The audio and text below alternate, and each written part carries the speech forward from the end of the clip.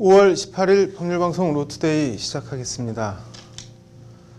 내일은 불기 2565년을 맞는 부처님 오신 날인데요. 부처님이 깨달음을 얻은 뒤 처음으로 불법을 전파한 경이 있습니다. 불교에선 초전법륜경이라고 하는데요. 부처님의 첫 말씀을 전하는 그림, 초전법륜도를 사무실에 걸어놓고 초심을 간직하는 변호사가 있다고 합니다.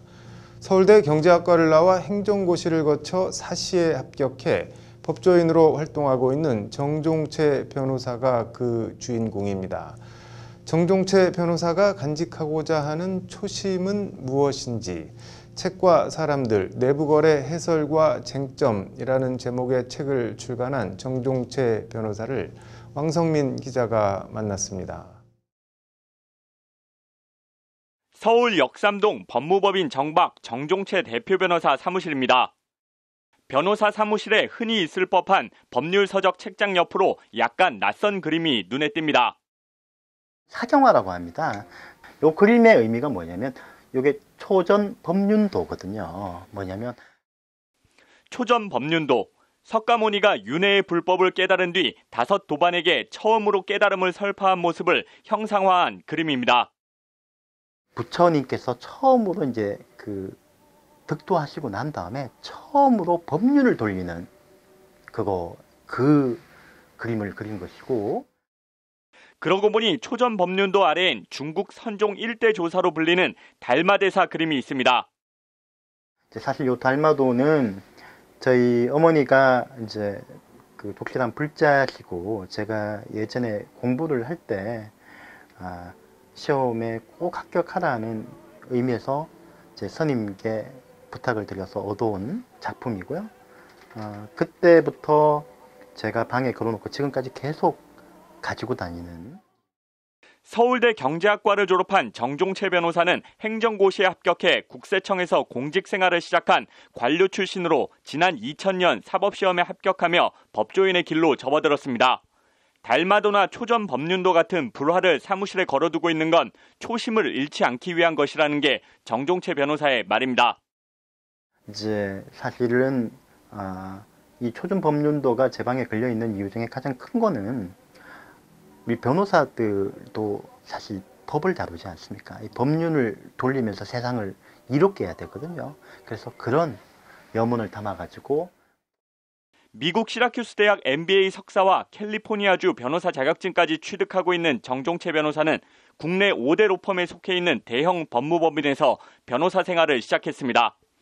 국내에서 제기된 마이크로소프트 반독점 소송에서 마이크로소프트를 대리해 소송을 수행하는 등 대형 로펌에서도 이른바 잘나가는 변호사였습니다. 하지만 잘나갈수록, 지위가 올라갈수록 어느 순간 가슴 한켠에 뭔지 모를 아쉬움과 갈증 같은 것도 함께 커졌습니다.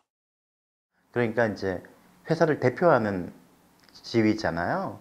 그러다 보니까 제가 목소리를 낼 수 있는 게 거의 없었습니다. 그러니까 제가 가지고 있는, 특히 이제 조세나 공정거래, 저는 또 특히 경제 민주화에 관심이 많았기 때문에 이 분야에 있어가지고 낼 수 있는 저의 생각을 낼 수가 없었어요. 심지어는 제가 페이스북에 어떤 사안에 대해서 제 논평을 하면 경영진에서 글을 내려라 라고 하시기도 하고.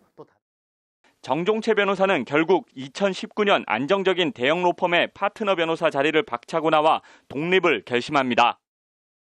그래서 그래도 이제 어느 정도 이 사회에서 책임 있는 변호사로서 목소리를 내기 위해서 독립을 했습니다. 특히 이제 이 책 독립하고 나서 업계의 주목을 받은 이른바 첫 작품은 구글의 시장 지배적 지위 남용, 불공정 갑질 행위에 대한 공정위 집단 신고입니다. 이른바 인앱 시스템을 통해 앱 개발자들로부터 수수료의 30%를 일괄적으로 징수해가는 구글의 결제 시스템이 공정거래법 위반이라며 문제 삼고 나선 겁니다. 인앱 결제, 그러니까 앱 마켓에서 모든 앱에 대해 가지고 30% 수수료를 부과하는 정책을 시행하게 됐습니다. 이 부분이 사실은 저희가 생각하기에는 우리나라의 앱 사업자와 모든 콘텐츠 제공자들을 사실 디지털 소장농으로 만드는 것이라고 생각을 하고 이에 대해서 반독점 혐의로 공정거래위원회에 신고를 했고 정종채 변호사의 이 같은 행보는 국회에서 관련 법안 발의로 이어지는 등 소기의 성과를 거두고 있습니다. 정진톡시사업법에 그런 그 운영체계 사업자들의 그 반경쟁 행위를 막는 조항을 집어넣는 입법을 했었거든요. 그거에 대해서는 사실 그 외국의 많은 규제법 그 매체에서 아주 높이 평가를 했습니다. 한국에 대해서. 그래서 지금도 진행 중이고요. 아마 올해 하반기 정도에 공정거래위원회가 그 구글의 반독점 행위에 대해 가지고 아마 심사 보고서를 제출하고 기소할 것 같습니다. 최근 출간한 내부거래 해설과 쟁점은 정종채 변호사가 평소 가지고 있던 내부거래 이슈와 관련한 문제의식을 집대성한 저작입니다. 내부거래를 주제로 상법과 경제법, 세법, 형법 등 공법과 사법을 망라해 하나로 엮은 해설서가 나온 것은 이번이 처음입니다. 정말 애를 많이 먹었습니다. 특히 상법적인 논쟁에 있어가지고는 한국에서의 판례나 또는 논의가 많이 부족하기 때문에 미국의 판례와 그 논문들을 찾아서 반영하는 과정에서 제가 아주 많이 힘들었고 그 또 이 양국가 간의 법제를 또 연결시키는 과정도 상당히 힘들었습니다. 근데 이제 정종채 변호사는 특히 우리나라 재벌 기업 사이에 만연한 내부 거래에 주목했습니다.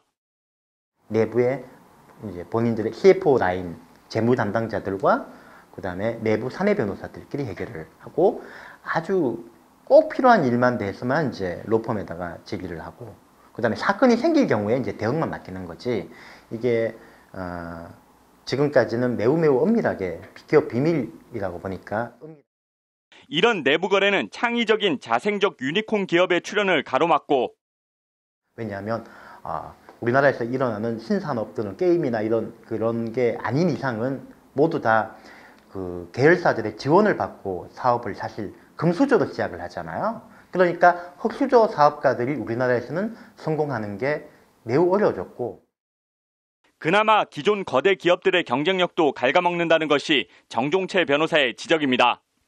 최근 각광을 받고 있는 사회적 책임 경영, 이른바 ESG 경영의 구현도 이 내부 거래 문제 해결 없인 공연불에 불과하다고 정종채 변호사는 강조합니다.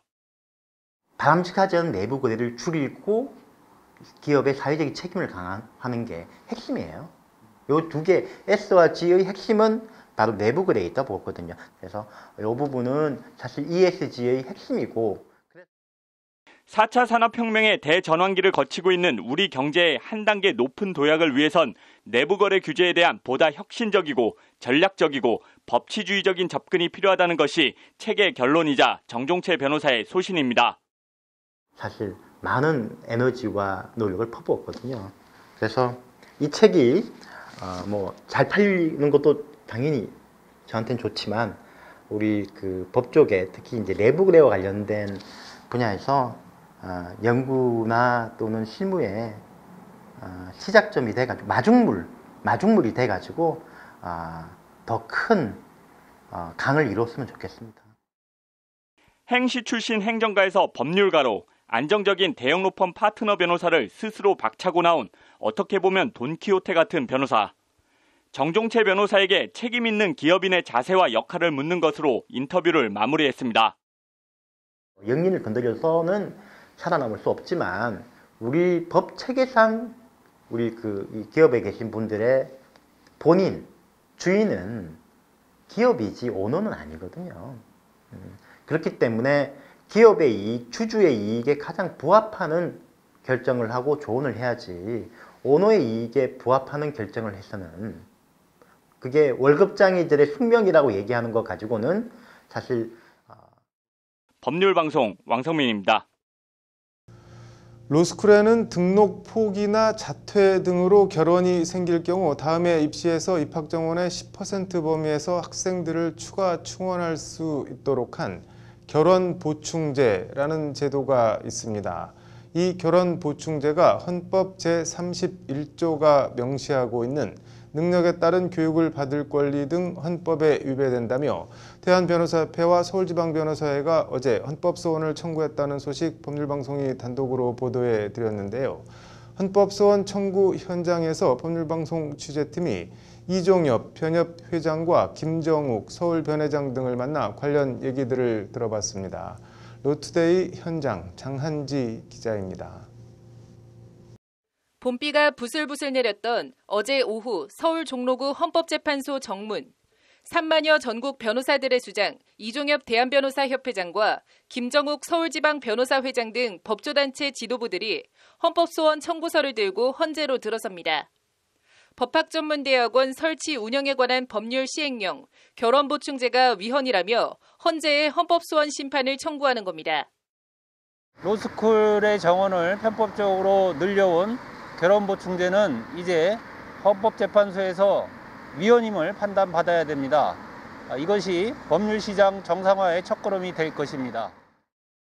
로스쿨 결혼보충제는 등록 포기나 자퇴 등으로 결혼이 생길 경우 다음 해 입시에서 총 입학 정원의 10% 범위 안에서 학생들을 추가 충원할 수 있도록 한 제도입니다. 학생 유출이 재정난과 수업 부실로 이어져 로스쿨 정착에 어려움이 있을 수 있다는 정책적 판단에 따라 초기에 한시적으로 도입된 제도입니다. 현재 결혼보충제는 모법인 법학전문대학원법이 아닌 하위법인 시행령을 개정해 3에서 4년마다 연장하는 방식으로 운영되고 있습니다. 교육부는 최근에도 결혼보충제 시행령을 2022학년도까지 2년 더 연장하기로 했습니다. 이 결혼보충제가 로스쿨들의 방만 운영을 방치, 부추기는 측면이 있다는 것이 변협과 서울변회의 인식입니다. 결혼보충제로 인해서 법학전문대학원은 방만하게 운영을 하여도 언제든 그 결혼을 원하는 만큼 보충할 수 있게 되었습니다. 이런 식으로 운영되어서는 절대로 제도가 개선될 수가 없습니다. 정상적으로 편입학을 부활시키고 법적으로 또 다른 문제는 결혼보충제 시행령이 모법인 법학전문대학원법에서 규정된 편입학을 사실상 무력화하고 있다는 점입니다. 그동안 법에서 정한 편입학 제도를 사실상 무력화시켰고 법에 따라서 정해진 로스쿨의 정원을 기형적으로 계속 늘려온 이 결혼보충제야말로 이번에는 헌법적인 판단을 반드시 받아서 그 존폐를 결정지어야 될 그런 시점이라고 생각을 합니다. 실례로 이번 헌법소원 청구인으로 참여한 조모 씨는 2010년도 성균관대 로스쿨에 입학했지만 건강상의 사유로 2012년도에 자퇴한 경우입니다. 현재 건강을 회복한 조 씨는 로스쿨 2학년이나 3학년에 재입학하거나 다른 대학에 편입학을 하고 싶어도 결혼보충제에 가로막혀 할 수 없는 상황입니다. 결혼보충제를 시행하고 있는 로스쿨 입장에선 3년간 등록금을 받을 수 있는 신입생을 뽑지 굳이 편입학생을 받을 이유가 없기 때문입니다. 이러한 행태는 이제는 중단되어야 할 것입니다. 수많은 로스쿨 재학생들이 편입학할 권리가 보장되어야 하고 단순히 로스쿨의 재정 문제 해결만을 위해서 결혼보충제라는 방식을 택하는 것은 이제는 이런 문제가 비단 조 씨에게만 국한되는 건 아닙니다. 헌법소원 청구인단은 많은 로스쿨 재학생들이 이른바 상위권 로스쿨에서 결혼이 발생해도 결혼보충제에 발목이 잡혀 편입학이 안 돼 더 좋은 환경에서 더 나은 교육을 받을 권리를 박탈당하고 있다고 말합니다. 이는 헌법 제10조 행복초구권으로서의 자기결정권, 헌법 제11조 제1항 평등권, 헌법 제31조 제1항 능력에 따른 교육을 받을 권리 등 헌법상 권리를 명백히 침해한다는 것이 헌법소원 청구인단의 주장입니다. 그로 인해서 편입학을 할 권리들, 학생들의 그 권리가 심각하게 침해가 되고 있고 학비가 이중으로 소모되는 그런 문제점도 발생되고 있습니다. 결혼보충제를 폐지하여 각 로스쿨들이 그 커리큘럼을 더욱더 강화하고 제도 취지에 맞게 운영할 수 있도록 하는 계기가 되어야 할 것입니다. 청구인들은 나아가 결혼보충제가 말 그대로 일부 로스쿨에서 결혼과 보충이라는 악순환으로 이어지며 로스쿨과 법조시장 정상화에도 걸림돌로 작용하고 있다고 지적합니다. 법조시장이 이렇게 변호사 대량 배출로 인해서 혼란을 겪게 된 가장 큰 그 원인, 단초가 이 결혼보충제에 있다고 봅니다. 결혼보충제가 폐지되고 그리고 법에서 정한 편입학 제도가 정상적으로 시행이 되어야만 헌법소원 청구인단에 청구인 1번으로 맨 위에 이름을 올리며 직접 참여한 이종엽 변협회장은 결혼보충제가 법학전문대학원법 제7조가 규정하고 있는 로스쿨 정원에 대한 변협회장의 의견 진술권을 형해화하고 있다고 목소리를 높입니다. 법학전문대학원의 정원 결정에 있어서 대한변협협회장으로서의 의견 진술권이 사실상 무시되어 왔고 우리 개업 변호사들 전체를 대표해서 이 사건에 적극 대응하고자 협회장이 직접 청구인으로 나서게 되었습니다. 이종엽 변협회장과 함께 김정욱 서울변의 회장도 헌법소원 청구인으로 직접 참여한 가운데 청구인 대리인단은 최승재 변협 법제연구원장, 김영훈 변협 부협회장, 김미주 변협 제2법제이사, 김민규 변협 교육이사, 김기원 서울변의 법제이사 등이 맡았습니다. 제야 법조단체 수뇌부들이 청구인으로 나선 로스쿨 결혼보충제 폐지 헌법소원 청구서를 받아든 헌재가 어떤 결정을 내릴지 주목됩니다. 법률방송 장한지입니다. 네, 이어서 법조계 소식 전해드리겠습니다. 현직 부장판사가 대법원이 성폭력 사건 하급심 무죄 판단을 존중하지 않고 유죄 판결을 내린다고 비판하는 글을 법원 내부망에 올렸습니다. 장창국 의정부지법 부장판사는 당사자를 만나 그들의 호소를 직접 접한 하급심 판사의 의견을 존중할 필요가 있다고 말했습니다. 음주 감재기를 들고 경찰관 행세를 하며 음주운전자들로부터 150만 원을 뜯어낸 30대가 1심에서 징역 8개월 실형을 선고받았습니다. 재판부는 음주운전자의 약점을 이용한 죄질이 매우 불량하다고 양형 사유를 밝혔습니다. 12살 아들과 7살 딸이 보는 앞에서 필로폰을 흡입한 30대 엄마가 1심에서 징역 1년 6개월을 선고받았습니다. 재판부는 피해 아동들이 상당한 정신적 충격과 고통을 받은 것으로 보인다며 이같이 선고했습니다. 게스트하우스에서 술에 취해 잠든 여성 손님을 강제추행한 남성 직원에 대해 1심 재판부가 징역 3년 6개월을 선고했습니다. 재판부는 범행 경위와 수법 등에 비추어 죄질이 불량하다고 양형 사유를 밝혔습니다. 5월 18일 법률방송 로투데이 마치겠습니다. 시청해주셔서 감사합니다.